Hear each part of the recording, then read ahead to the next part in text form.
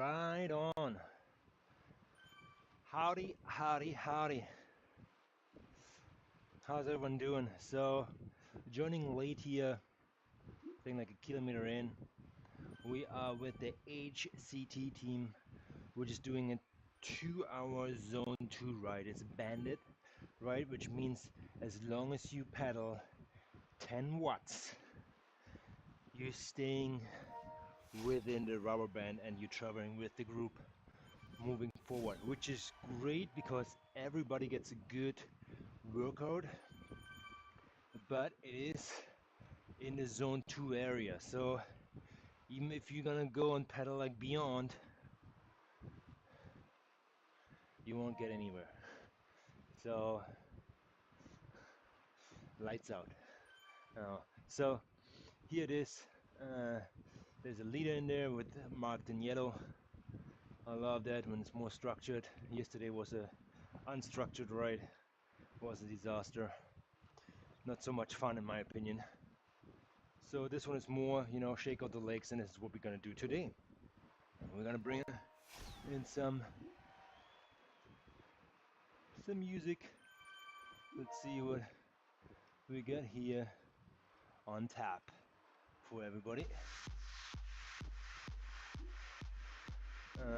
Feel free to come into the chat, ask some questions, because we talk about Zone 2 today. It's all about Zone 2. To be quite frank, we're not gonna make it 2 hours, so it's probably gonna be an hour max for me. Then I'm gonna drop out. That's the time I have for today. The route is gonna be called Navigate, which has one little bump in there. I mean, little is good, but it's fun. It's a fun route. I like it. And I like the concept of it because there's another group, I think it's called Bicycleholics, if I pronounce that right. They do the same kind of like approach here, raw band, and you can check off some badges, which is phenomenal. And you do it in the pace, which is doable, but yeah, you have to do some time commitment. 2 hours it is, but there you go. Bob is your uncle. Lots of chatter in these rides, which is great. So you come here to enjoy riding, move the legs, and take it easy. So I will do exactly that. And staying in Zone 2, that's the most important part here.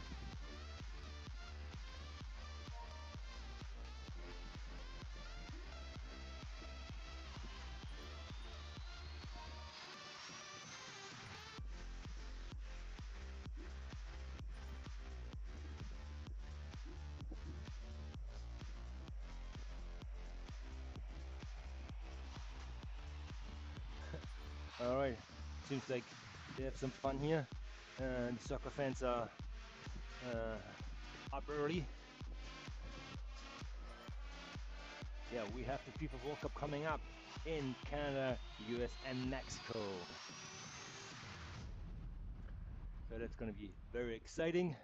I see Canadian flags in the peloton here, which is great. It's very early for me here, considerably. I thought I'm gonna sleep in a little bit until 8, but I get up at around like 5:30 and get on with my day. And this is a 7:50 ride for me on a weekend. I will try to do it a little bit easier, but the kids, they don't know weekends. They just know I want to get up as soon as dawn breaks and the sun comes out. Yeah, that's it. Rainbow! What some would say here. Nobody sees. But we talk about Zone 2 in this ride a lot. And how do you know that you're in Zone 2? There are two measurements you want to look at. The first one is numbers based, the other one is feeling based. I trust the feeling more than the numbers because your zones 1, 2, 3, 4, 5, they vary a little bit based on your daily fitness. So today I'm actually a little bit more fatigued and very tired, so my zone 2 is probably higher. Sorry, lower. Means I would probably enter zone 2 at 105, 110 beats per minute, and exiting zone 2 at 135. That's where I exited.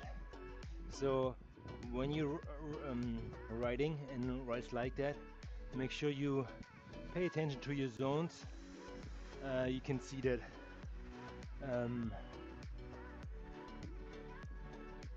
on the top left here at Zwift,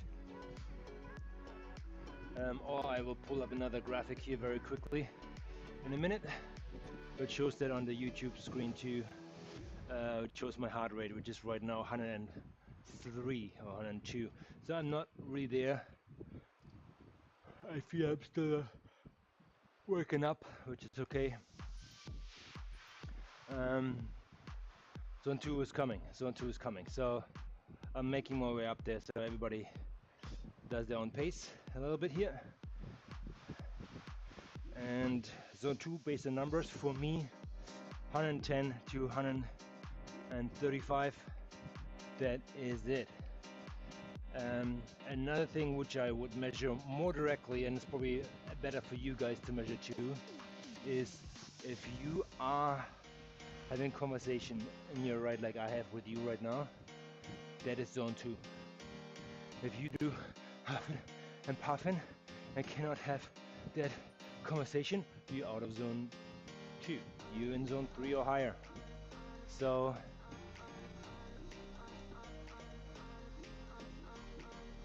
yeah, so keep that in mind. Okay, this is more the feeling based, and I would always recommend going by body feeling. If you know your body over time, then you will be fine. Listen to your body first. Don't trust always the numbers. Numbers will give you good insight, but if you trust your body,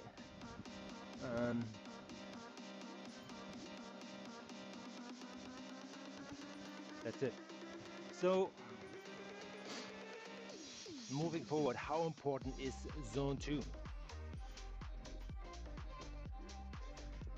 Zone 2 is very important. Zone 2 are foundation rides and make cycling fun in a way of you need to have a foundation for your house to build up the fancy framing, rooms, second level, and house and balconies and everything. So if your foundation is a little bit rusty or corrodes or breaks away, you won't have anything good what comes on top of it. So do zone 2 rides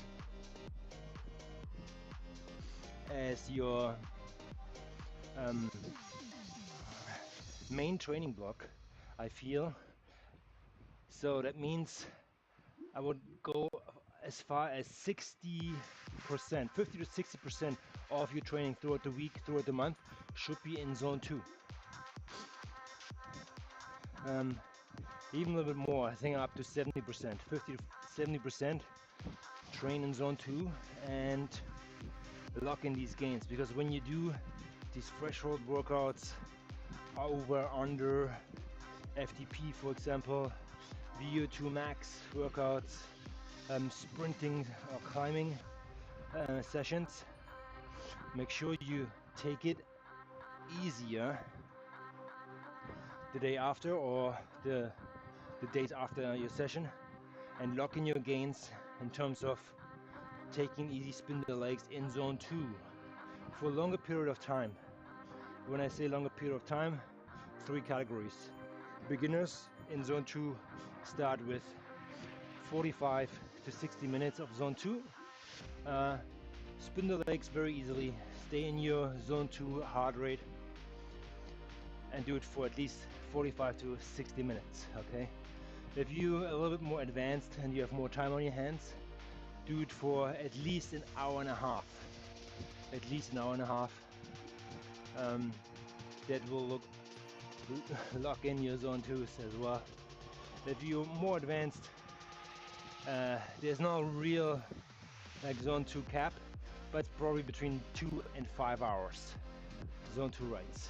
Okay, that can be with a group like this going to the back countryside of New Zealand, Australia, Europe, you name it, South America. That would be great, wouldn't it? So yeah,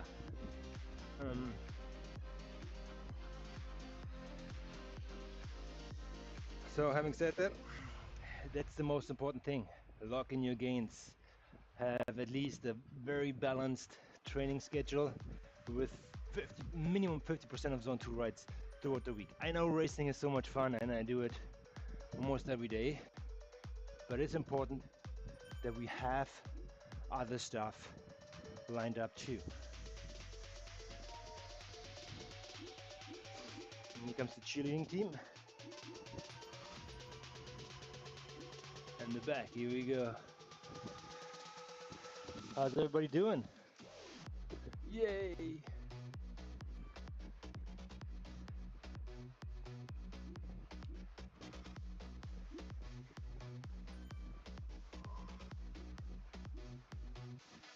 Whew.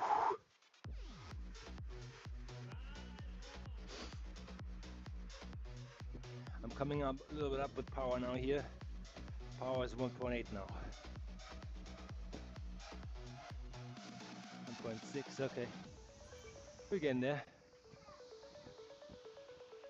I think 2 watts per kilo, 2.0 watts per kilo is kind of like my sweet spot for zone 2. Let's see where we can get there.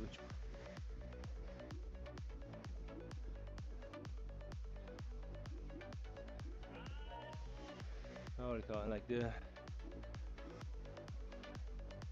right leader here has some questions prepared. Keeps everybody guessing. It's great. Good entertainment here for the group.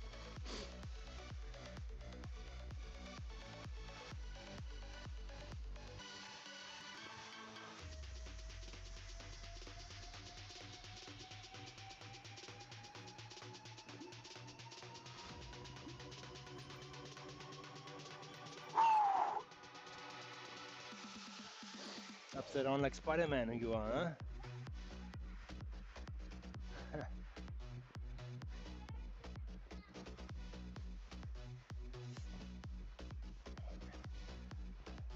So yeah, again, with groups like that, you don't have to push on the hills.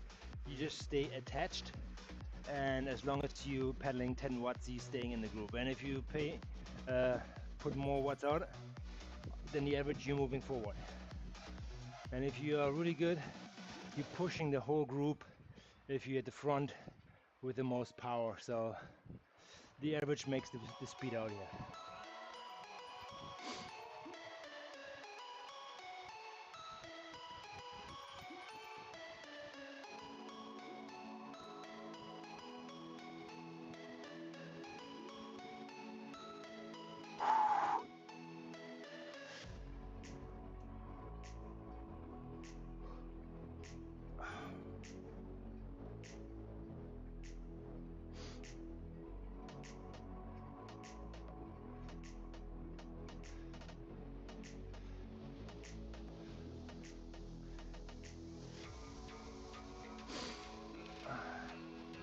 Zone 2, what is important as well? For Zone 2 rides, prepare your surroundings, okay? Because normally, yeah, an hour of commitment or 90 minutes or even 2 hours requires preparation around your bike. So have a fan ready, have towels ready, have your drink ready. As normal, you should have that ready for every Zwift ride you start. In addition to that, I would highly recommend for you as a beginner to have a breakfast before that, or like a meal before that, 4 hours or 3 hours before that, and then maybe a gel or start electrolyte drinks right before, 5 minutes before you go, and keep hydrating with water, because in zone 2 you're penetrating an aerobic zone which makes you sweat more, okay? Makes you sweat more, and you will lose a lot of like fluid. That zone is important, yeah, for weight loss for sure. That will actually get your fat zones activated, and you will start burning fat first before you burn energy. Because when we do racing, yeah, there's a short little warm-up, but as soon as we start racing, we will enter zone 3 or 4, depends, or 5, I don't know how quick it goes. And then we start burning energy in form of sugar, which is mainly in glycogen first. And it's kind of like maybe the berries you have with your breakfast, if you have that right in the morning, or the extra spoon of sugar you put in your coffee. It's that sugar content your body is grabbing in first, because it's accessible right now. So having said that, fuel up for your longer rides before you go on. Otherwise, 60 or 90 minutes in, you feel very sluggish. And that's an advantage of Zwift.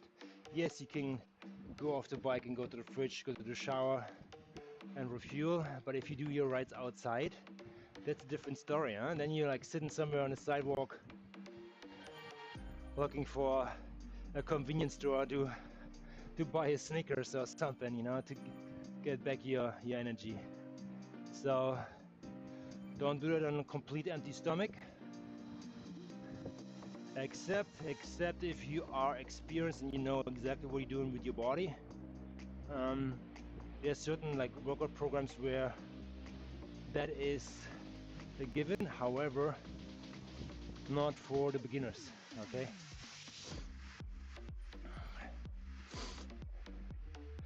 So I do, for example, like Ironman racing where you race, yeah, 4 to 5 hours on a bike or longer, meaning you more or less coming to a point where you feel a very like uncomfortable feeling from your energy storage, and coping with that and knowing what it feels like is a feeling you can train in zone 2 if you don't have a breakfast. Tackle that with a more or less empty stomach, and you have to refuel or fuel your body while you're riding, okay?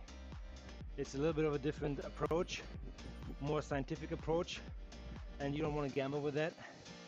So fuel before you race or ride, and Bob is your uncle.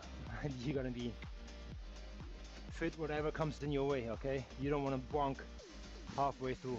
That won't be fun.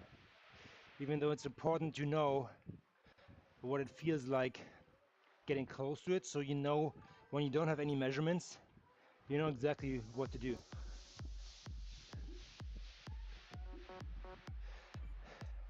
Tactical Watts coming into the chat. Hey, do you not fancy racing in La Roya Tour? I decided to take it easy.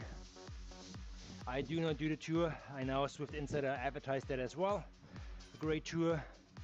I think there's La Roya Tour, there's Hispanic Tour, and there is Bikeaholics Ride, or this one, which was, for example, not advertised. So there's lots of rides throughout the weekend. I think Airco season kicks up as well, Chasing Red. So lots of tours. Sorry, Tactical Watts, I have not joined this tour. Can't do it all. So I'm trying to do a little bit of a fast. My energy level is not high because of that. So, and I just do it over the weekend. And then probably next week I'm gonna tackle September 1st, the racing series again. But other than that, I take it easy. Yeah, but thanks for the shout out. Yeah, again, got lots of racing lots of group rides, tours, workouts on Zwift. I want to be completely transparent. There's like other softwares like MyWhoosh, Ruby, Garmin, Tax. They all have their own like simulation games. I stick to that. You can go wherever you want, but the Zone2 riding concept is the same across the board. If you do it on other platforms as well as outside, inside, take your time. Pick your Zone2 range, hard range, or measure it in a way, have a conversation. And if you're not huffing and puffing, like huffing and puffing, I cannot hold it anymore, you're out of Zone2, okay? So make sure you are in Zone2 when you're doing these rides. Otherwise, you might waste some time. Yeah. It's about burning the fat resources in your body, and they're gonna be only activated if you do low intensity rides. Period. Tactical Awards, we had a good ladder race versus you guys. I'm in a TNP, the tour team. Oh yeah, TMP. You know what? Yes, I think we raced. In the crit circuit. What was it? Downtown Delphin. I feel like you kicked our butts there really good. That was good sport. I feel like that was you. Correct me if I'm wrong.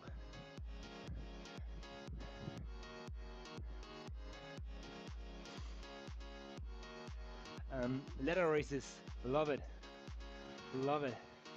I'm racing in Coalition Xeon, and Tactical Watts is racing in the TNP team. And you normally race 5 against 5 on a course which takes around like 45 minutes. I mean, I would love to have it a little bit longer, but yeah, 45 minutes, 30 minutes to 45 minutes. And the best out of 5, your team needs to place higher than the other team in total, and a better placed team wins in total. So you don't have to win the race, but you can second, third, fourth, fifth. I think that's the win for your team. Our other team, TMP Vuelta, is only 4 to 5 spots behind you on the ladder now. Would be a good race, okay? I mean, I know if you guys see our team, Coalition Xeon, as like jumping board to get up there, you guys can line up a challenge. I'm not the team captain for our ladder race, Tactical Bots. I think that is Tom or Nick. I mean, get out there, request a challenge, and if the team lines up a challenge which fits in our schedule, we will probably accept no matter what. I mean, we are, I think, 12 people in our team, rotating around, and it's always fun to have a mixed team. They're better, and they're right up all like categories in there, higher cut and mid and lower cut riders, so you get a good mix in there.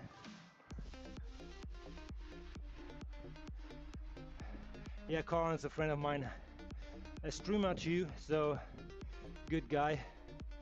We give each other handshakes, attacking the other team. However, having said that, I think Colin just came back from Mexico. I mean, I think like 3 weeks back, and he's working on his fitness. I think the Mexico vacation, he's still not back, and he's working on that. I can sense a little bit of frustration in him, because I think I have passed him as of right now in terms of like results. Normally he's always finishing in front of me, but I didn't go on Mexico vacation, let's go like this, but he's coming back quickly, I tell you that. He's a really good guy, yeah. I think he actually did a guest rider appearance for TNP. I think he briefly like raced with you guys for 1 or 2 races, I feel like. So yeah, all good. I love good competition, love good sport. The good thing is that with the ladder race, normally the ladder race format is like that you will be matched up with other teams and performance riders at the same class. Pretty good, so the races are pretty close and tight and depends on the course. It's very tactical, which I love. So yeah, he did in the SISU tour. Okay, I think he joined a couple races there because Colin has a difficult schedule with his work. So yeah, SISU tour is probably one of the longer ones or difficult ones. There are a couple tours out there. It's like the Eco Tour, FRR, SISU tour. There is Hispanic tour, and I'm probably forgetting like tons of it. But there are tours which are multiple stages over multiple days, longer, sometimes like 6 to 20 days long, back to back to back with maybe a couple rest days in it. But it's pretty hard, tough racing if you do it all.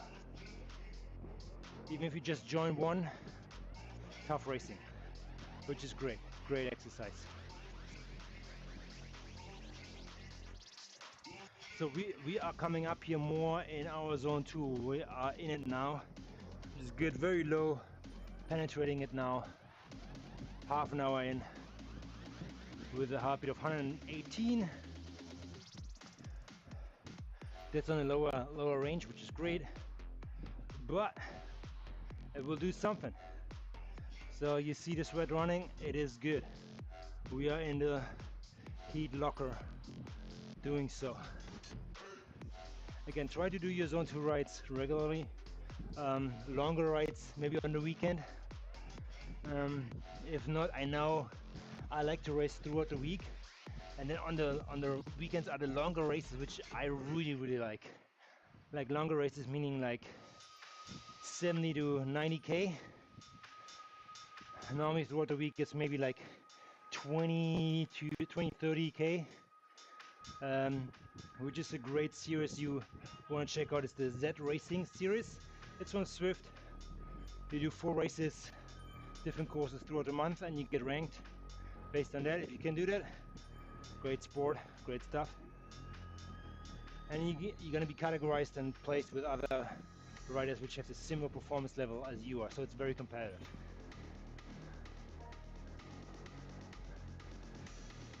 Chris G from Herd says right on. Thanks Chris, appreciate it. Appreciate it.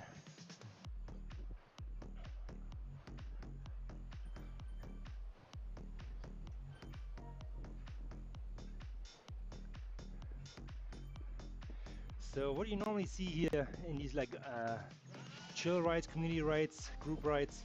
There's that coffee banner here. Now people not going out for coffee. Zwift invented like a, I think it's a 90-second, no sorry, 3-minute break. 3 minutes. So 3-minute break, it will tick down, you activate that countdown, it ticks down, and if you're not back, your rider will be left behind. Otherwise, your rider will stick with the group and stay at the same pace on average.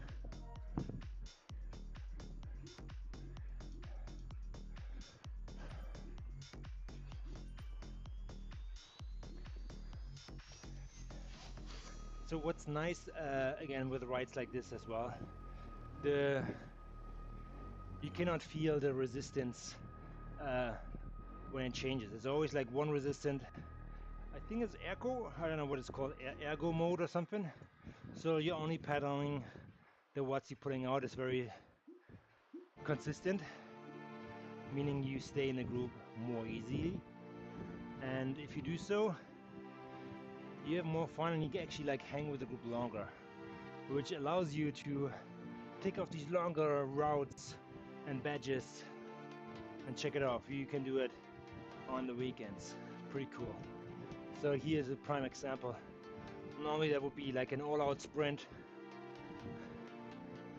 or you would feel it quite a bit. But because the bandit is in here, which keeps you in the rubber band, you're still just pushing easily like 1.9 right now here, or even just like 10 watts. I mean, I'm doing 150.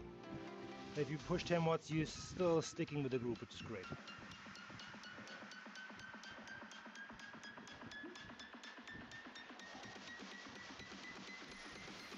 Whew.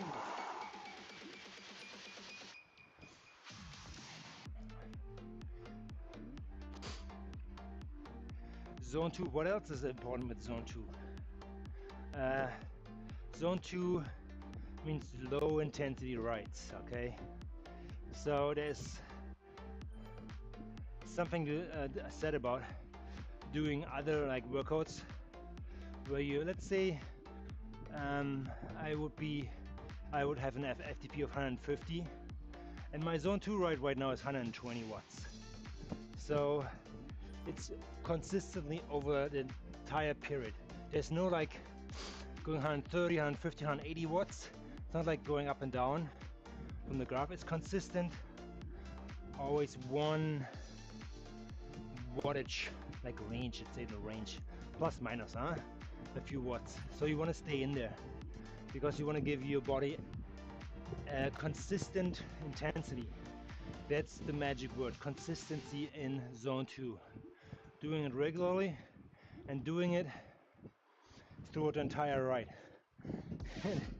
Yes, it is sometimes like a little bit a head scratcher when you're riding, for example, like free or outdoors and somebody comes by and it's just a notch quicker. And that's where you have to learn to shut off that button, not to follow that person, because my racer intuitive like, oh, I'm gonna like dig in, go behind him or her and then race. But now, no matter what, if we start chasing or sprinting or getting away from you, head down, look at your numbers and just paddle. Zone 2 race or Zone 2 rides is so much discipline you want to teach yourself and get used to, that you're not going out of your Zone 2. And there's so many temptations on Zwift to do so. When people come by in a bigger group and you say, oh, you know what, I can go there. But that's exactly when you end up being in Zone 3. So Zone 2, consistency throughout the ride. In these Zone 2 rides, yes, you can incorporate different workouts, but then it's not like a pure Zone 2 workout. Because the group here travels at a consistent speed, you can, for example, do some interval training, let's say at the end of the ride, where you fall back and you sprint back on, then you rest with the group, you fall back, you sprint back on. But I would highly recommend doing that after you do your Zone 2 ride. So if this is like 2 hours, do it the last 20 minutes if you can. But don't piss off the ride leader, because he will think, oh my god, you're dropping. He will send maybe like a sweeper to get you back in. So make known what you're doing, okay? Then it's all cool. You won't upset anybody.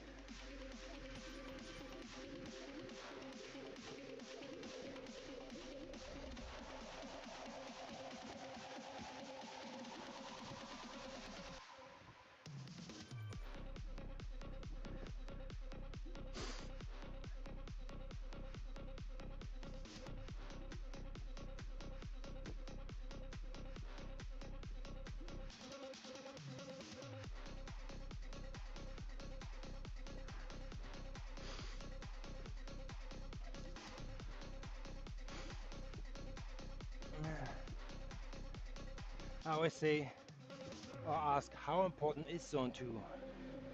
And I cannot stress enough, it is important. It is the foundation of your cycling. Even though you're just riding with a friend towards the climb or in a park on your regular like loop-de-loop. If you do it in an easier way and you're in heart rate, you're actually training tremendously without always like pushing yourself. It's the time, the longer period of like consistent speed. This is what the actual training is. So there's a little bit of a trick here. When you pedal this one here, you can go in a higher gear and you turn around. Let's do that very quick. Higher gear. Here we go. I'm in a higher gear now. I probably have to push more wattage. But I turn around the pedals less. Now I have an RPM of 150 watts, okay? So, and it feels hard, and most of the time your legs will get fatigued quicker. So if you, for example, dial that back, let's say to like 80, let's see where we are here.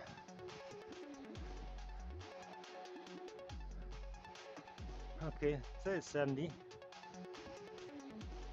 And we're riding 150 watts. Here we go. It feels way easy on the pedals, way easy on the legs. Meaning, yes, you are pedaling around more often in a minute or hour, but you pushing less watt on the pedals. You're pushing that watts more often, but it's less. So your legs stay fresher. So in zone 2 rides, pay attention to that. Spin your legs heavy. So a 70, probably more like an 80 RPM, you want to achieve to give your legs the sensation that you kind of like jogging along, you know? You see, that's kind of like how I would jog a little bit. Very easy. So try to incorporate that higher RPM. Don't push too much wattage, it's more about turning the legs around quicker. Important to zone 2, okay? If you want to train specific muscle groups, sure, you're gonna go out there and push more watt, less cadence. That's totally up to you. But to stay fresher longer, that's the way to do it, okay?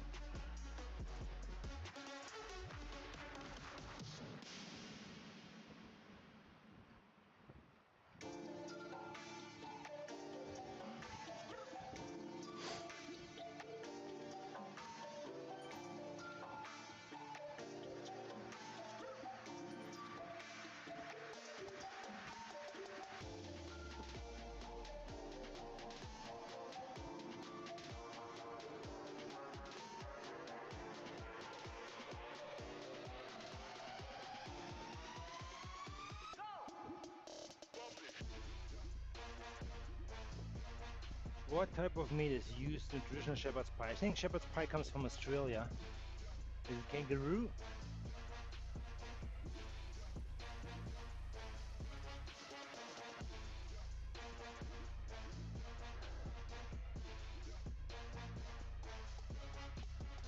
Lamb, okay.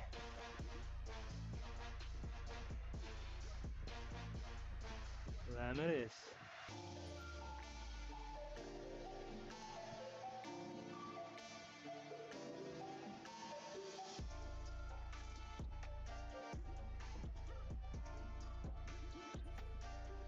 Great.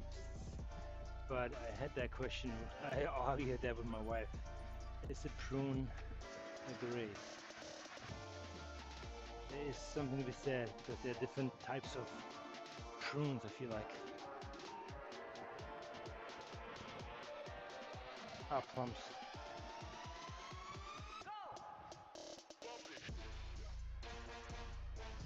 Yeah, plums, sorry.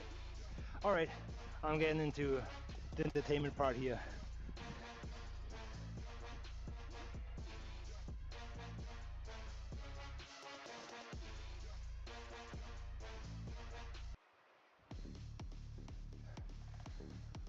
So, yeah, with Zone2 rides, it's good to do them like in a group. Obviously, time passes by very quickly. If you do that on Zwift, you don't really have to look at Zwift. You can like watch a movie, watch a show, talk to somebody on the phone. It's a good check if you are still in Zone2 as well, in terms of breathing. Or distract yourself, because these sessions can be long and lengthy. So be ready for that.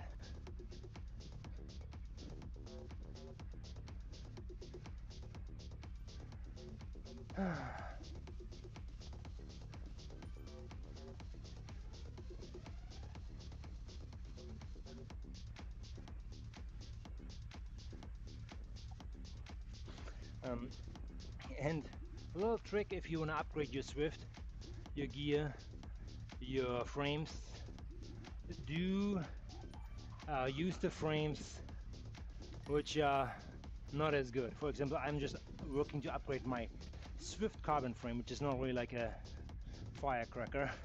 I'm just doing it to get 3 Zwifted brand frames upgraded so I can unlock the Tron upgrade process, which I already have, but I have not unlocked that process yet. So these rides are very good to use and stay protected, because you only have to put out 10 watts to stay in it, and you use your, I don't know, not too spicy fast frames and rear sets. So yeah, do it in these rides, you actually get ahead on that, because if you would have to push this on your own, yeah, it would be a different story.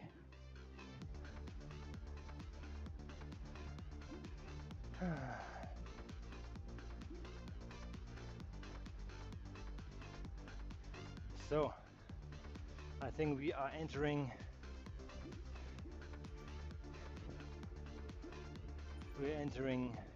the climbing stage of this ride here, which won't affect us, but you know, people will start pushing, but we do not have to push. And that's again the beauty of these races. Oh, sorry, I always say races, rides.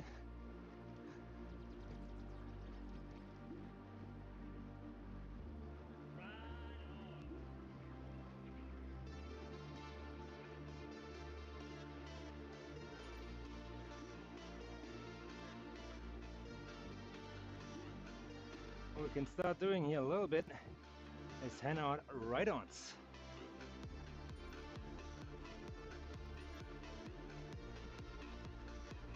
I haven't seen that in this ride yet. We are how many people? A few, I'll tell you that. Probably close to 100.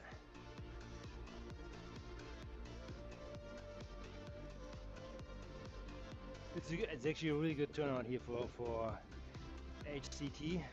Really good. Good job, guys, promoting it.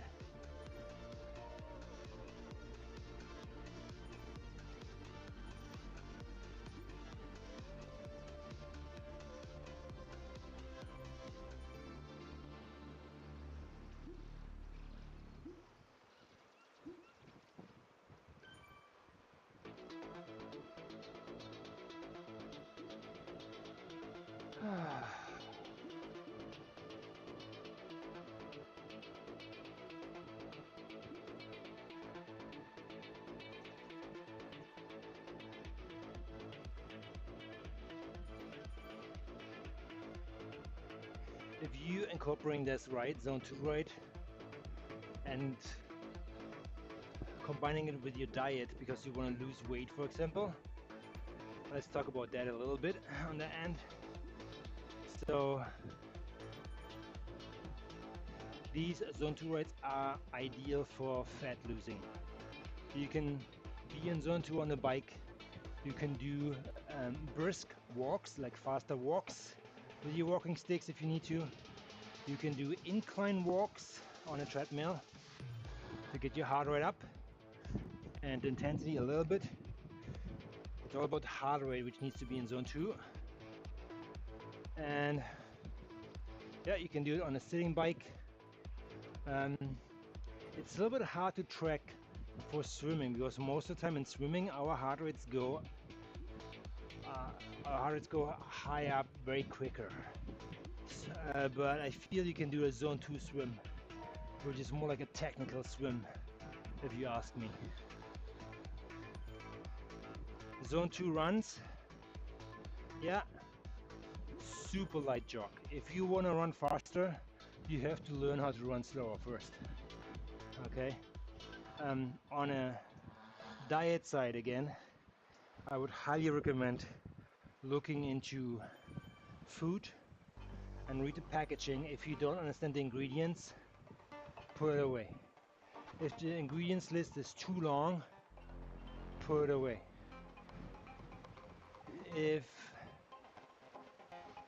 you see like some kind of like funny colors on the food, put it away. So what I'm saying with that, like, not everything is made for you, especially if you want to lose weight. I highly recommend doing just raw ingredients. One ingredient: eat a banana,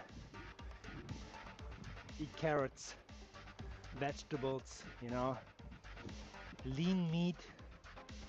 And again, like when you buy meat, like look on the ingredients. Meat is not just meat. When they pack meat together with other stuff, for example, like ground beef is not just ground beef. There is already stuff mixed in, probably salt and pepper, and maybe some gelatin to make it look bigger or juicier. So the manufacturers, they're like sneaky, so be on point with it on that. Yes, they're like, when we start your day with routines like have a glass of water, you can put lemon in there just to activate a little bit your digestive system in the morning. Coffee, don't blow yourself up and get your insulin spiked with tablespoons of sugar or cream. So pay attention to that. Read up about insulin, because insulin is kind of like the vehicle in your body which transfers energy where it should or should not go. Okay. If you spike insulin, there's more stuff happening in your body when it comes to your diet. So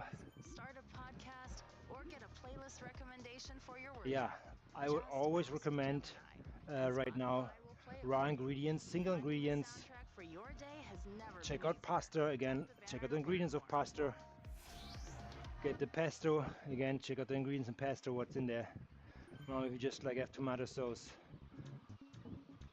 a little basil on it. 3 ingredients.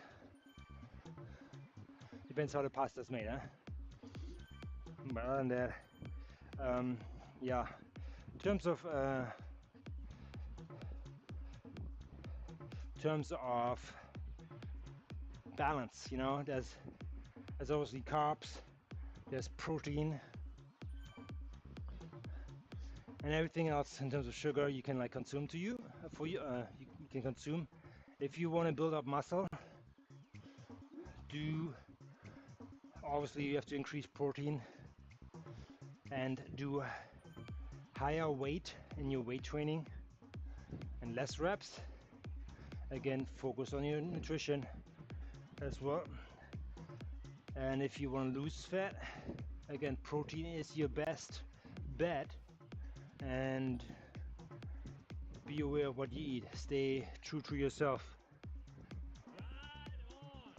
And that may or may not be different for you as an individual.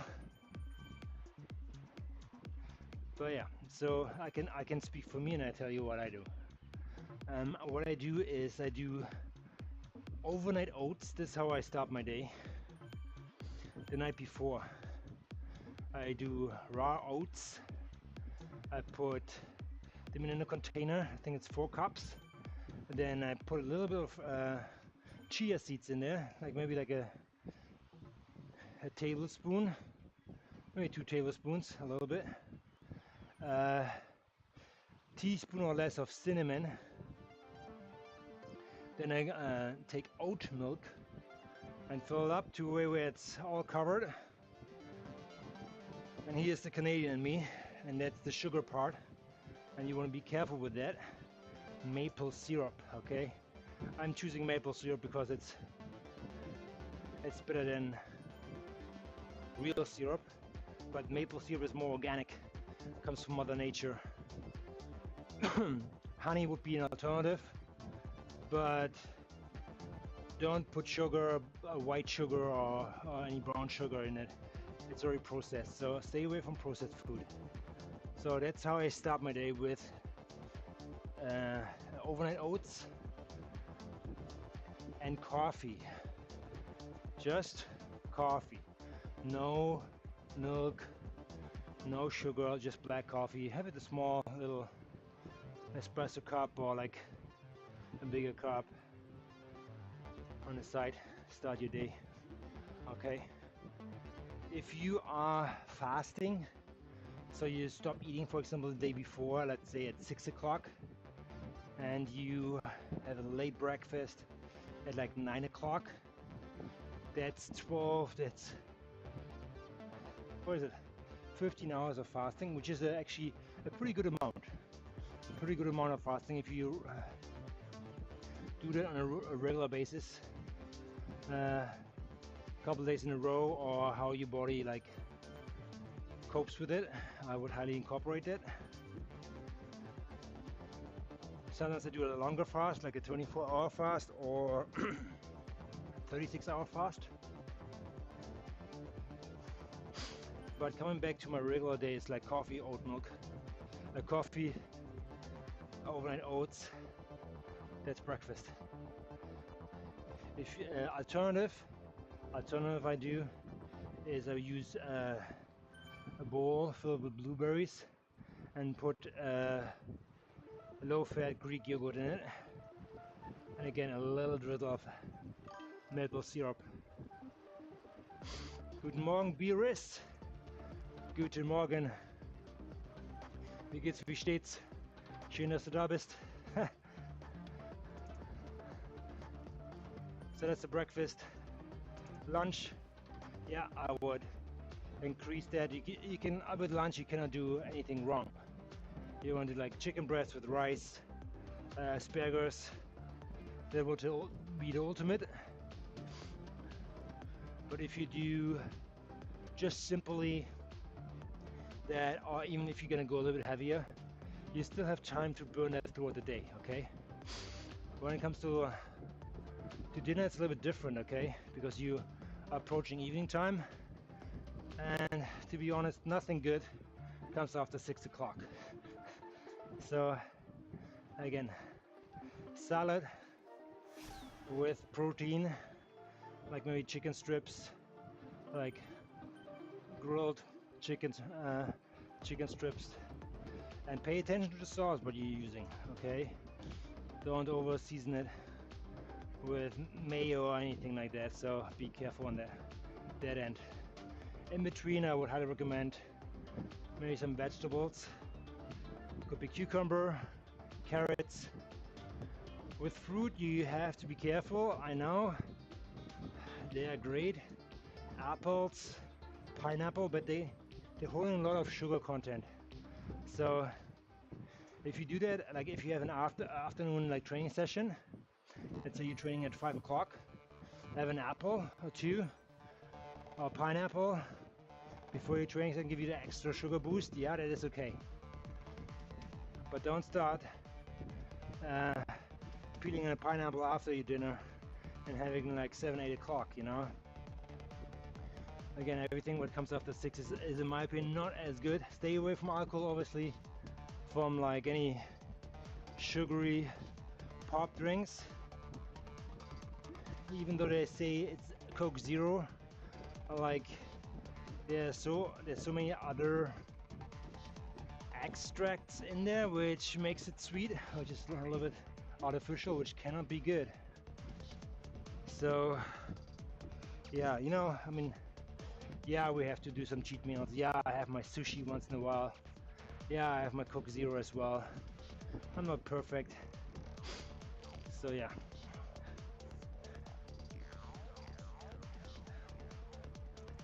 How's B-Riz? You guys okay in the chat? Thanks for coming on here. So appreciate always like people checking in on me. I know I hold myself accountable, but if you do that to me, it's even better.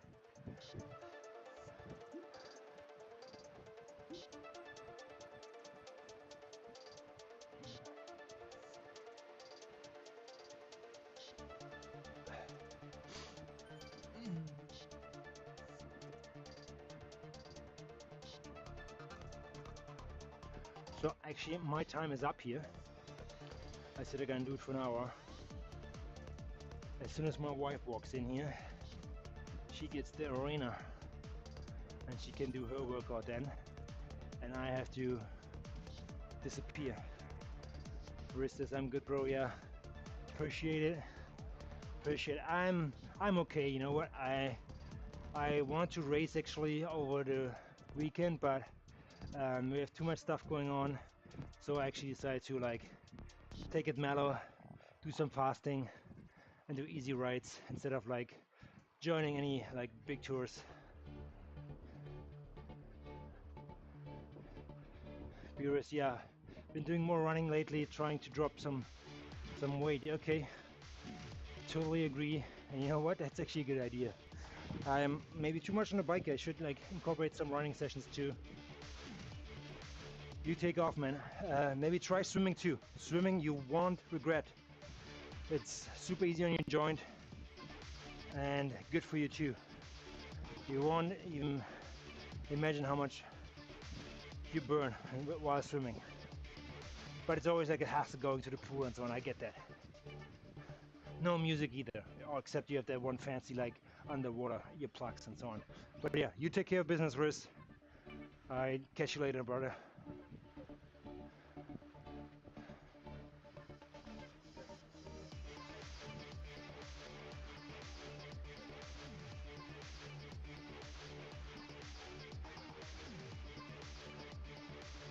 So we have been going up here this climb now. The Maya climb is behind us. We are on the Itza climb now, which is a very popular climb in racing. And it's back-to-back climbs, which are doable. Right now we are more on the recovery section between these climbs. But do them for yourself, not with a rubber band, so you know exactly what it feels like. These interval climbs are good. It's kind of like, depends which category you are racing in. First climb, maybe 3 to 7 minutes. The first Maya climb. Then we have a little bit of a recovery section where you want to draft as best as possible to be ready for exactly the section which comes after this right-hander here.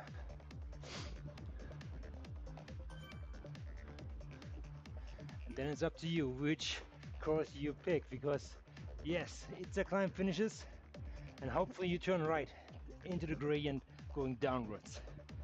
If you have another race coming up where you turn left, Merry Christmas. You are having 6 switchbacks of the gradients coming towards you, which are a pain in racing and which most of the time differentiates the man from the boys. And that's where I turn out to be a boy.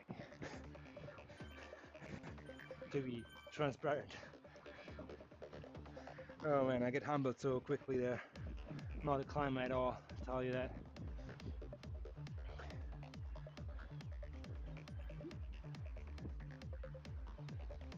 So it's great racing.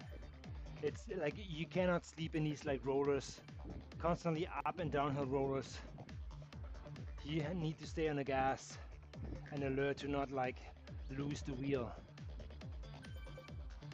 This one here is a little bit easier. Thanks, Emily, for the ride on, because we are protected by the bandit, by the rubber band. But in real racing, this is pain. Along this section here, you won't believe, but people attacking here. It's a right left hand bender uphill where you can make a gap of 3 to 5 seconds if you really push it.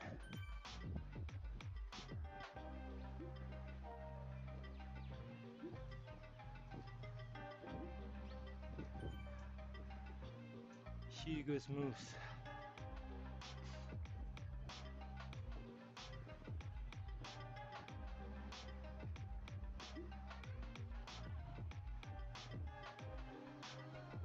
Spider-Man.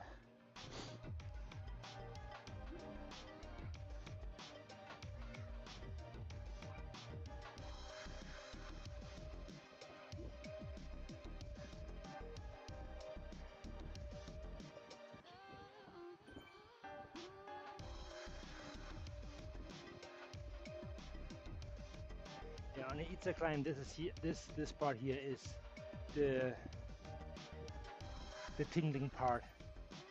You know, you're already exhausted making it back on. Now you draft back onto the group over the bridge here, which has a riser in it itself, and then you do like a hard switchback, right, left. To push over the next bender, and then you actually made it over top. So with this section, they're really testing you if you are made and deserve to be in the front group.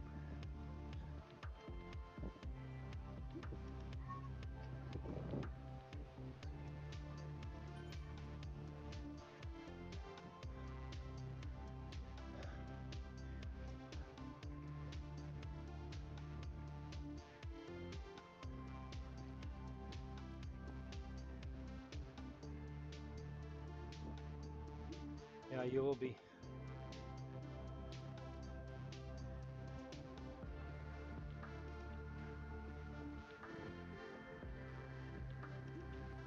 Here it is, pushing over that right and left hand bender is key to stay in the front. And it's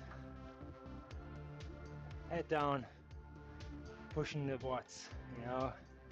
Depends on how you are. You can match people's watch and just stay in a group.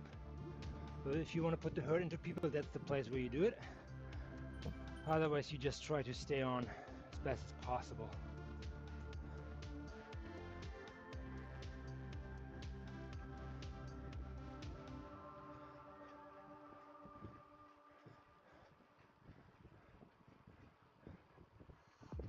Spotify Premium is the best way to upgrade your listening experience.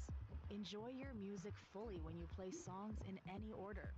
Download them offline at higher quality and listen to them ad-free. It's what your ears deserve. Tap the banner to learn more.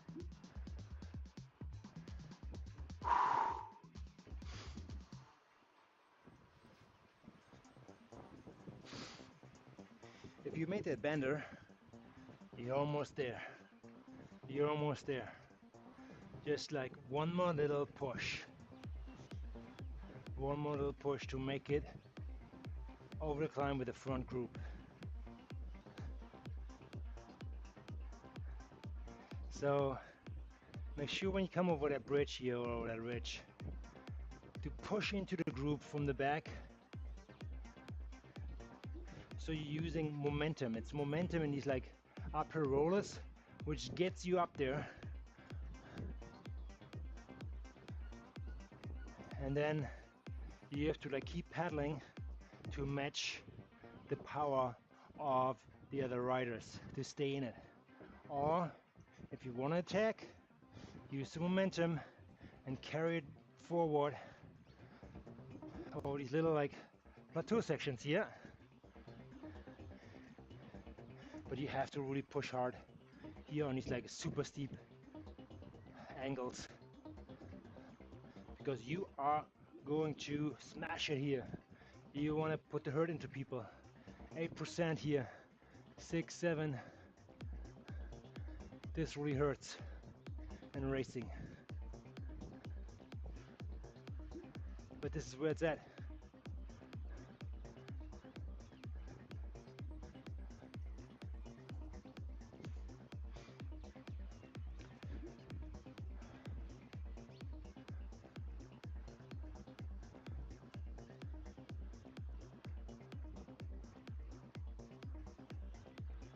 This is where it's at. If you are here with the group, I'm certain you will push over that little hump and you will be in the front group. Or you have completed the Itza climb with that little right hand bender here. A little push, boom, you're over it. That's for me the unofficial kind of like, you made it.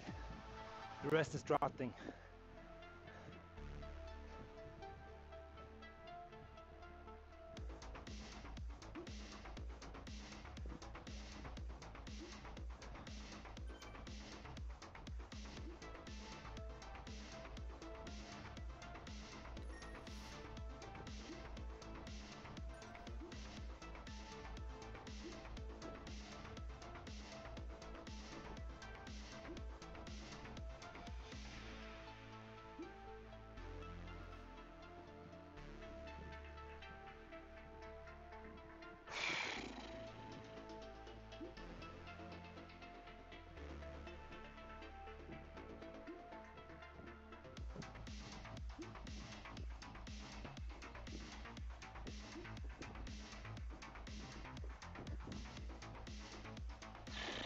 So luckily we're turning right here, so no more climbing.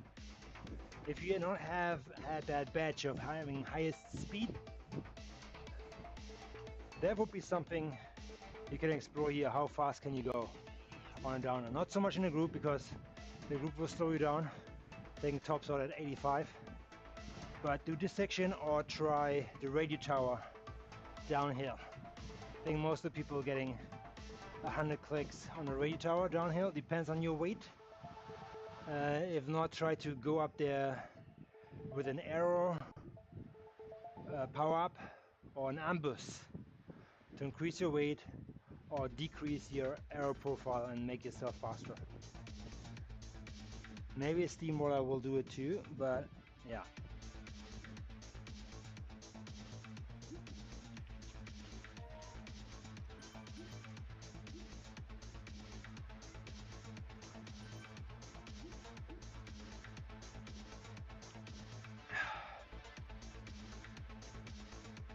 Keep hydrating if you're under the entire route here.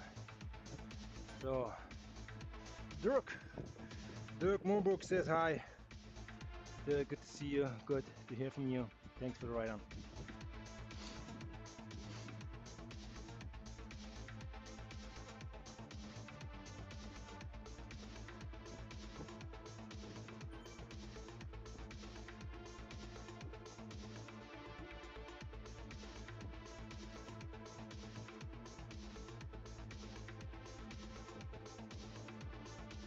Whew.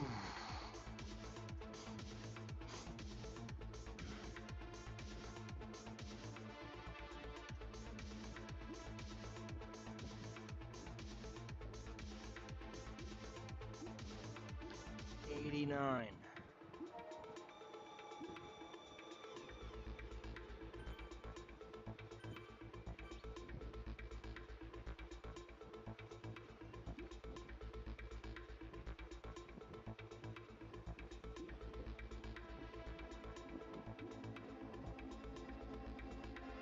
Was it?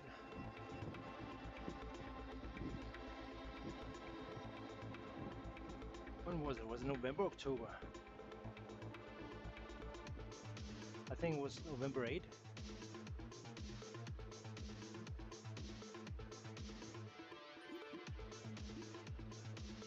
Oh, here you go. Which nation launched the first man into space? Well, that's a good one. USSR, I think that is correct, yeah.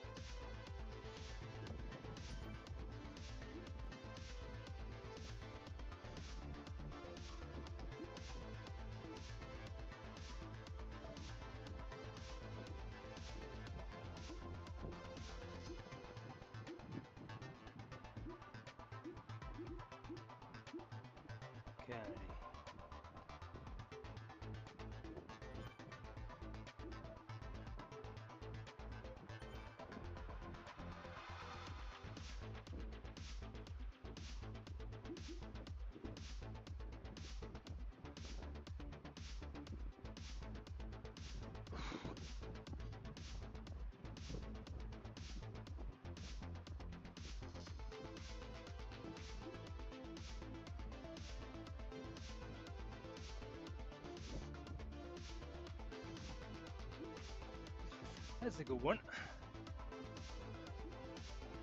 Never, yeah. 49.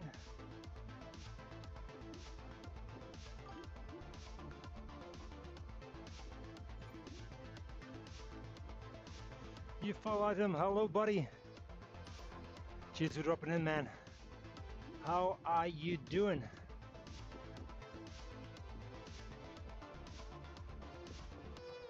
I'm doing good. Doing a zone 2 ride. Easy peasy today. Just waiting until my wife comes in and we got this one. And I have to go. I'm out of here. So until then I can. It was 9:47. Wow.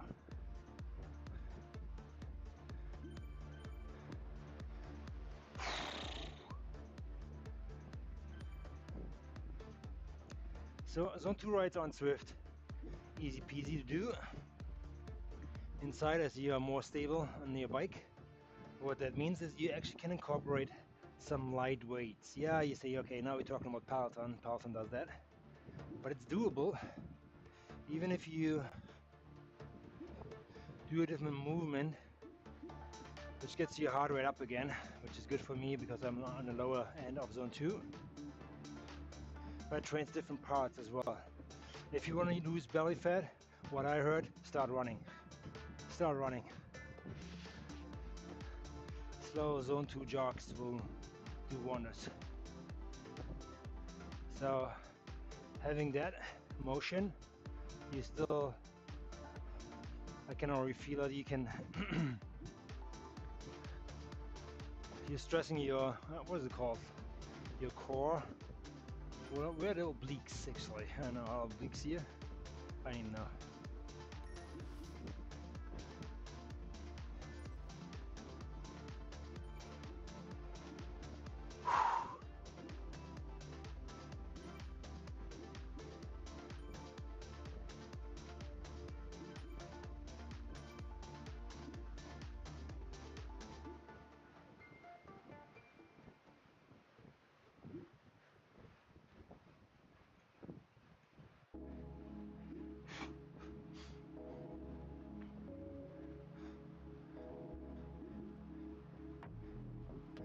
Again, do something,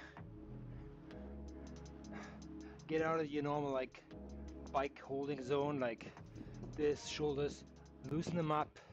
You know, this is a stretch your leg kind of like ride. I'm training for the right. Joburg 94.7. I'm using a mountain bike for strength and increasing the distance for endurance. You follow right. I wrote that in the chat. Unfortunately, I don't know this particular race or ride. Joburg 94.7. I'm using a mountain bike. Is that gonna be like off-road, or is it gonna be what's the race or road like?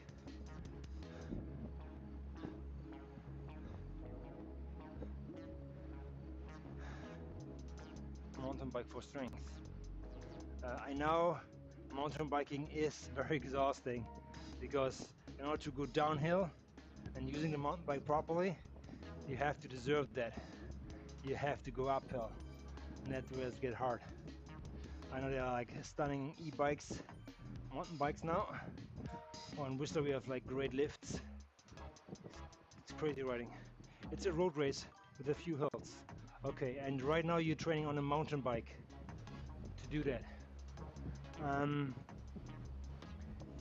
Yeah, you know, like I know a lot of mountain bikers which have great strength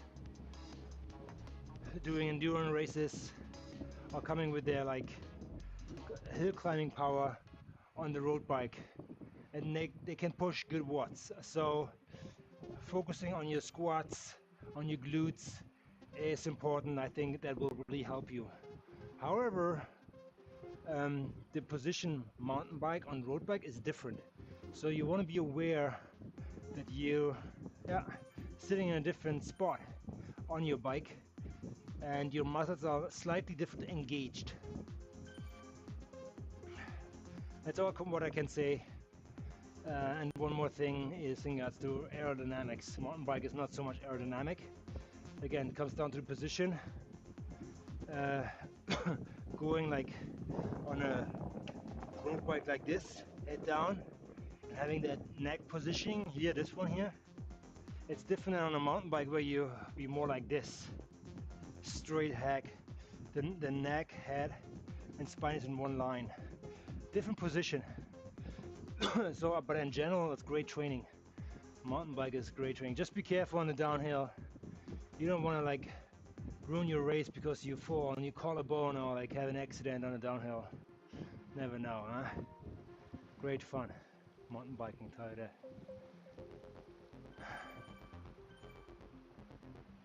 I have everything to go mountain biking, all the protective gear, helmet, spine patches and all that what you need. But I sold my mountain bike during COVID times, as all these like second-hand bike prices spiked to the moon. You know what? I'm making a buck now here, and I was using Zwift as my outlet instead. So mountain bike went out the door, and Zwift came into my life like way more than the mountain biking. Oh yeah, since I started racing this year, strength was my biggest disadvantage, so I make up for it using aerodynamic positions. You got it, buddy. You got it. Where you can talk with real licensed therapists, not AI. Wellness shouldn't be overwhelming, and therapists can help figure out what's best for you. And yeah, it might involve a screen detox. Visit betterhelp.com/Spotify Music for 10% off your first month. That's betterhelp.com. Mountain bikes are like so much heavier than road bikes, probably double or triple. Too cute. You think that's cool? So you alone pushing that thing uphill is having like a 10-kilogram backpack on your road bike going uphill too. So there's definitely strength training on the program for you, which will be tremendously helpful for you. Good for you. Good for you. But again, like train your positioning on the bike. Yeah, when you race 94k, it's still doable. You're on the bike like for, depends on the course profile, like for 2.5 hours probably. So yeah, 2.5 hours on a mountain bike or 2.5 hours in an aero bike position is different than on a triathlon bike as well, you know. So play with that a little bit, put it into consideration. And at this point, another tip: nutrition. Look into nutrition, gels, and calories taking into your bottles into you.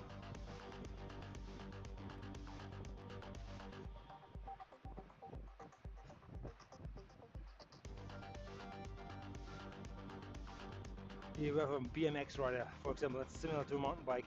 Position is different, huh? More upright. Hands wider outside.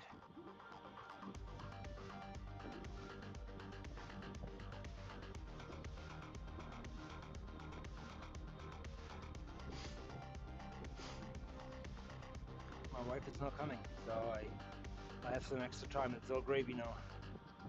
It's all gravy.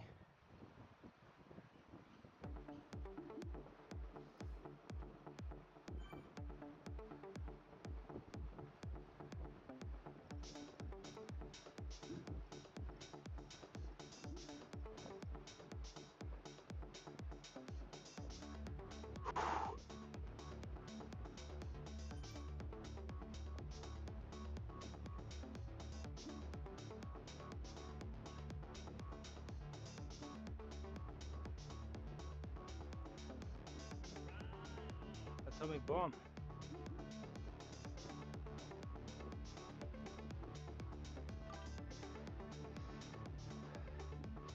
Or Messiah.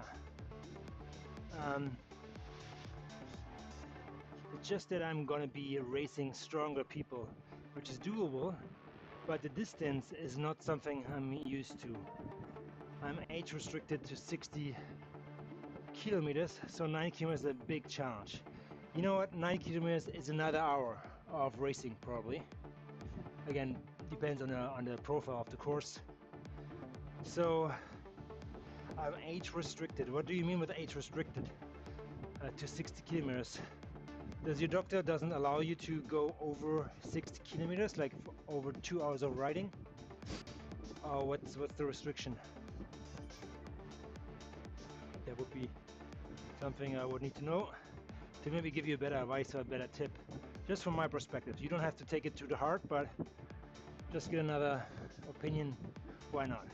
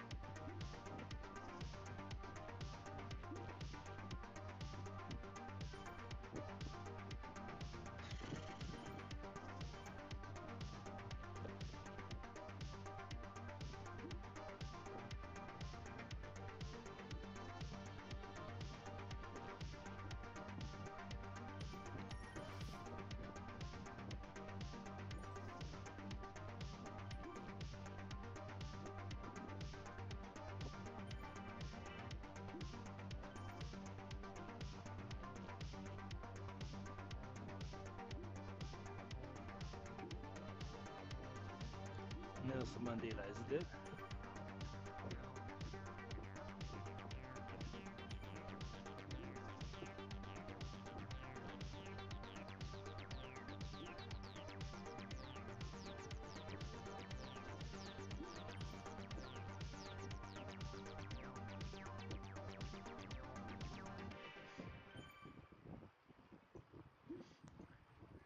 So coming back to your question, 60 and 90 kilometers. If you only used to ride no more than 60k, there is some kind of like something clicks in our body where we put our body under stress for a longer period of time, and 60k could be a marker for some people, maybe for you too. Doing another 30k is on one hand physically a challenge, but it's more mentally okay as well. The category are done by age and distance. So youth is 60k, 14 to 16 years old. The juniors is 90 kilometers, 7 to 19, and above is anything above 90 kilometers. Okay, so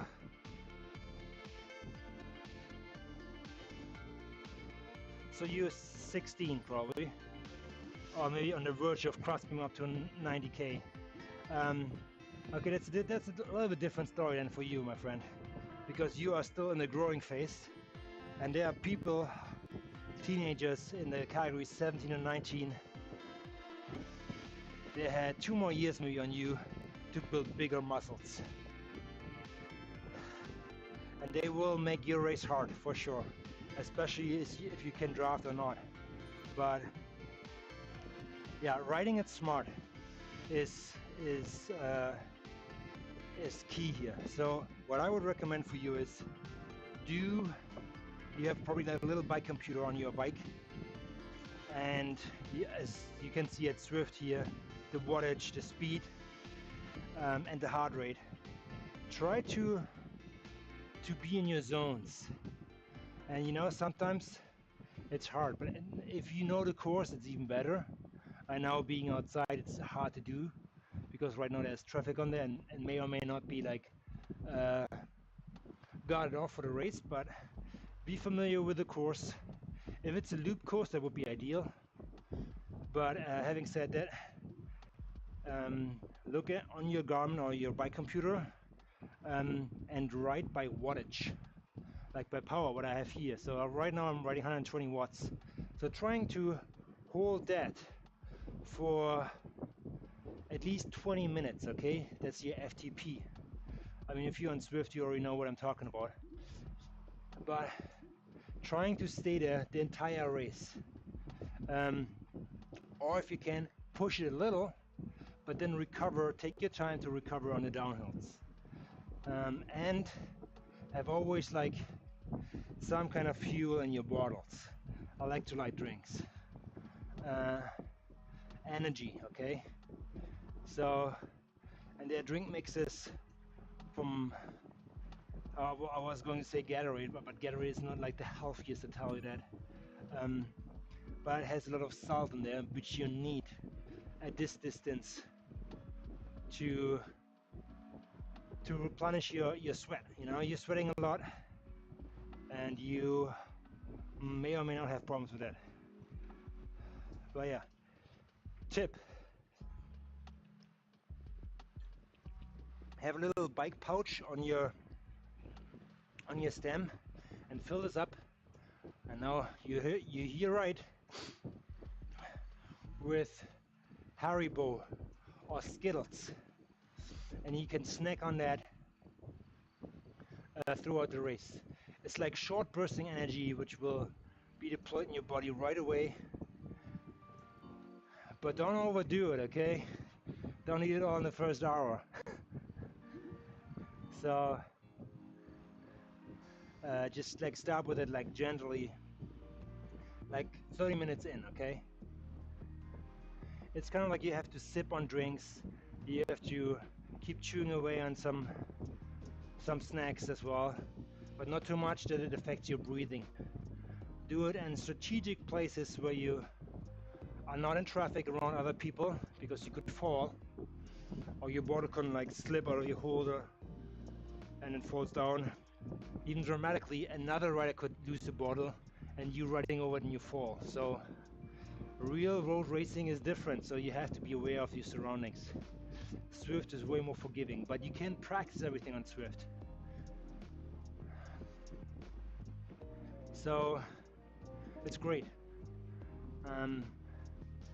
That sense is great. Yeah, look for numbers. Go more like for numbers. Your body is growing. I know how strong you are, and 60k is a lot.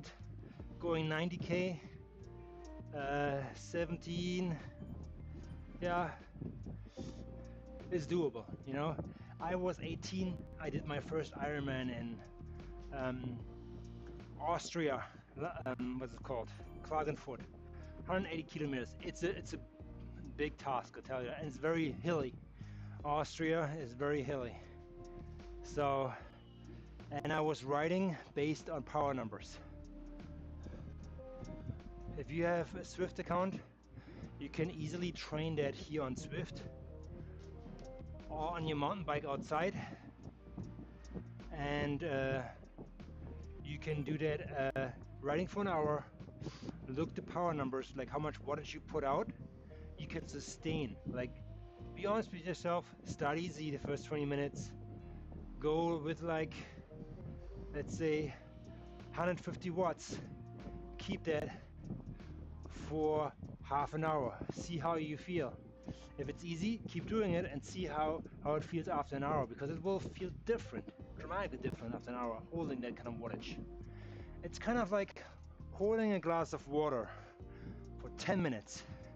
The first minute might not be hard, but holding that glass of water for 10 minutes, the last 9 and 10 minutes, it's gonna be like, feel like you're holding a car. So yeah, it gets heavier and heavier. I hope you get the example what I'm trying to make here.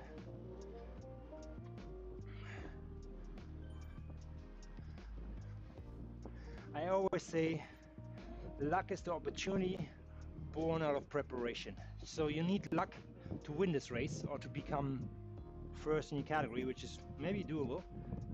However, you want to be prepared. Preparing is maybe simulating certain situations. And I talked about that at the beginning of the Zone 2 ride. If you want to simulate how it is to feel miserable, you start with no meals, only water, or like less drinking at all, and you tackle these rides. And after an hour and a half, you will see how your body tries to like pull the resources from all place of your body. So you will feel miserable, but you know, in real racing what it feels like and what you need to do to get out of it. I do that here on Zwift on a stationary bike because I have a shower, fridge, and everything right in reach. So I know and I remember what my body feels like when it does certain things. So knowing your body over, I mean now over like 25 years of racing is important. So you know what to do when push comes to shove.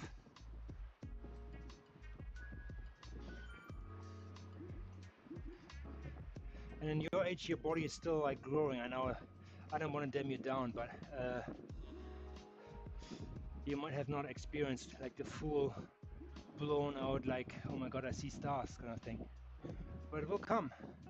You will push your body in some races to a limit where you are close to it. Hopefully you only come close to it because you realize that you're getting weaker and weaker and weaker, and all of a sudden you need Coca-Cola on the run or on the bike to survive, which is like the sugary Coca-Cola, which is a real energy spike. Spikes up your insulin, and you will instantly have energy for a short period of time, and then you will crash. So having Coca-Cola, you have to be on top of it when you're already in that stage, that you are already like running on fumes. So don't stop with Coca-Cola racing, only in emergencies at the end of the race.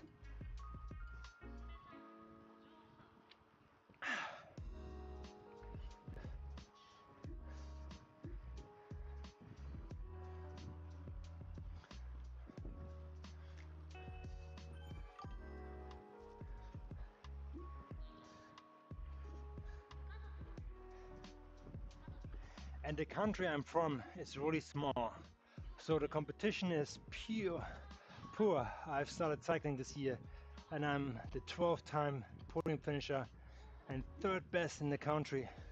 I need to do bigger races. Man, good for you, buddy. Good for you, well done. Love that. Good for you. So, you know what? Yes, at this point, you might run out of competition, and it's exactly the point where you think you don't have competition is when you get passed. So, be aware of that. Challenge yourself. And if you cannot challenge you against competitive riders, the clock will be your hardest competitor.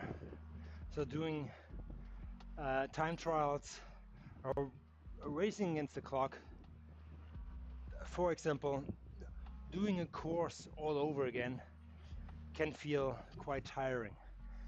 But you do that course in an hour, you clock it, you do certain training sessions, threshold over, under, or do different like workouts, like for example running workouts instead of cycling, and zone 2 or VO2 max workouts. You hopefully will do the same course 2 weeks or a month later in 58 minutes, 2 minutes quicker. There would be a huge improvement. So race against the clock, but look for the cars on the road as well if you do that. If you do it on Zwift, no problem. Okay, no problem. Zwift is very much locked in.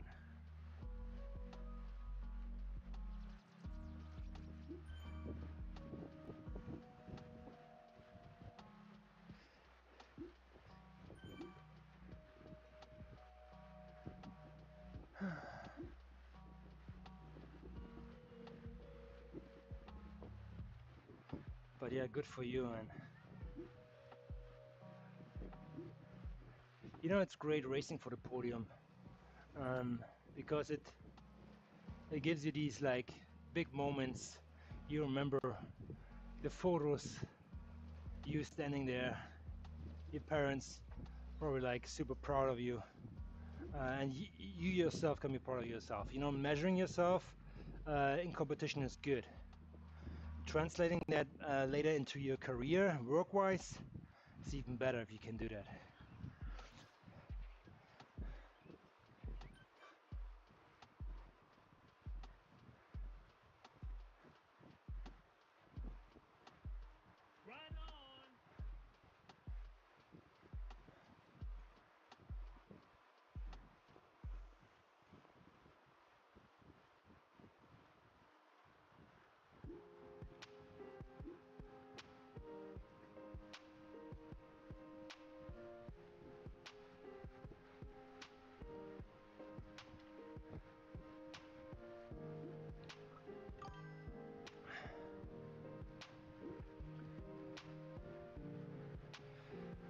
Oh yeah, the fastest I have done 60 kilometer is an hour and 54 minutes while drafting other people. But if I can just have a better aero capacity, then I will be okay. 80% of my training is zone 4, zone 7.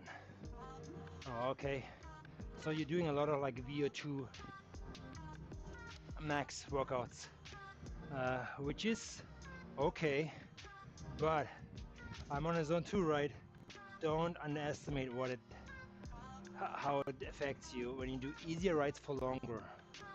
Like I'm on the bike now for almost like 2 hours, zone 2, lower zone 2, but it's fine. It will not do anything to me right now, but in the long term it does it. My muscles get used to working longer. Doesn't matter which intensity.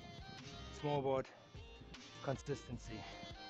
So incorporate some zone 2 workout for you too, my friend. Not all racing, I know it's all fun. I do it myself. And racing could be a training in itself. Don't go too crazy. So yeah, so then you already have like an average speed of like 32, 33 kilometers an hour, which is great. That's good speed. Over that period, when you draft behind people, you already know how to draft then. In that age, I don't have to teach you anything on that. It's all good. Just, pack dynamics in real life. It's a little bit different. Here in Zwift, you ride through the avatars. In real life, you have to sometimes put the elbows out or have some, questionable situations on the bike sometimes, which I don't tell my parents, because if they know everything what happens in racing, they would probably say you're not gonna race anymore. So, but having said that, yeah, it's great.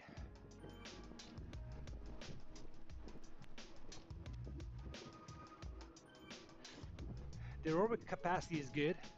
That means you can push harder for longer, meaning on an attack on a hill like this, for example, which can be 5 minutes, you will be able to push for 7 minutes and you will create a gap. Okay, that is great. That is VO2 max. But don't underestimate the people who are riding consistency, who are riding like, let's say, 200 watts all the way like this, and maybe having a little increase of 230 watts on the climb, where you may or may not do like 280 watts to get up there, but it will deplete your energy storage quicker, and they will roll on to you on the flats. So I know your aerobic capacity is great for the top end to get that gap, to get away from them, but you need the foundation power to hold your average wattage for longer, and that's zone 2 rides. So don't underestimate these foundation rides. That will come in handy later, I mean, Pogacar is a young guy. You are still a young guy. You can still beat Pogacar. So, but riding easy once in a while might be boring, but it's cool. Like if you do it with a friend, you just go out for some spins around your local like loop-de-loop there. It's great if you have a buddy to ride with or a group.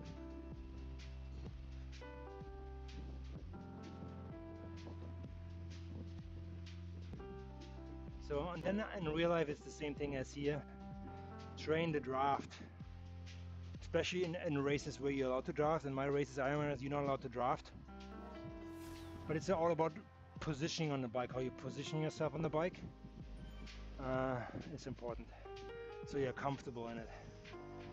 Being in a tri position like this here for like 4 hours, if you don't have a proper bike fit, can really like mess up your shoulders and your lower back. And then you see you have the helmet on there, you're looking straight ahead or like straight down there. It's different. It's definitely different. I have not done many road races. I have done, I think, 2. One I won actually. I was a younger guy, probably like 12. And the thing was that I was riding to school every day with my bike, 2 kilometers one way. And that really got me happy because I was riding consistently, even though I had some like sprints in there too. Like today, I trained using a mountain bike on the road, and my average heart rate was 165 beats per minute. So definitely an aerobic. I'm okay. My average for a lot of rides is 145 beats per minute, upwards. It's more fun to go fast. I get it. I get it. And you know what? I'm just trying to give you more structured advice, but whatever makes you happy, whatever is fun to do, without you losing interest, is the right thing to do, because at the end your body will adapt to the fun. If you do fun things, go fast because it's better, go fast. Do zone 4 to zone 7. You're young, you can do it. But that little advice to work on your foundation early will get you far, you know? And it's all about training your heart to be more calm on the ramps or climbs where it counts. So you can push more wattage, more oxygen through your body, to your muscles. When you put more power out on a lower heart rate, then you will outdo your competition. And watch your weight as well. Watch your weight for the climbs. Yeah, I need a bike fit. I like a long reach, but I'm 5'8" and I use a 130mm stem on a size 58cm frame, so I will get one as soon as possible. Yeah, I mean, the bike fit is important, and you don't need a professional one. You can there's some apps out there, check it out, and you can go on YouTube how to fit yourself. You can record yourself from the side, and you take pictures and you draw lines here.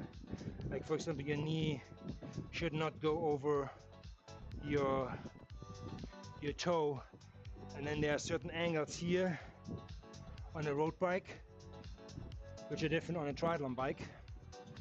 So check it out. Check out some YouTube videos in regards to that, and then just like pedal like for 10 minutes and see how comfortable it is pedaling certain wattages. I'm not an expert on bike fits, I tell you that, but if you and because I mean, you're 5'8", I'm 6 foot. I'm not that much taller than you, so we are similar height. And I feel that I mean, you would probably beat me totally in the climb. I tell you that already. If you're that tall, you're probably like light as hell. So, but having said that, you can do it from the side. You can set up your iPhone, I think like 5 meters away from you, and do some video recordings for like a minute, or just sit on it, and then it measures all the angles. And Bob is your uncle. Try it out. It will work. Especially from the side here, or from the other side. Yeah, and if you get a professional bike fit, they look at your bicycle shoes as well. You ready? Oh, okay. She's been waiting for me, and I've been waiting for her. Okay. My time is up. I had lots of extra time. I thought she would come in, but I'll let you guys go. Thanks for tuning in. You fellow item. yeah, be consistent with your racing and don't overdo it. You're a young guy. And then I see you guys on the other side. All right. Bye bye.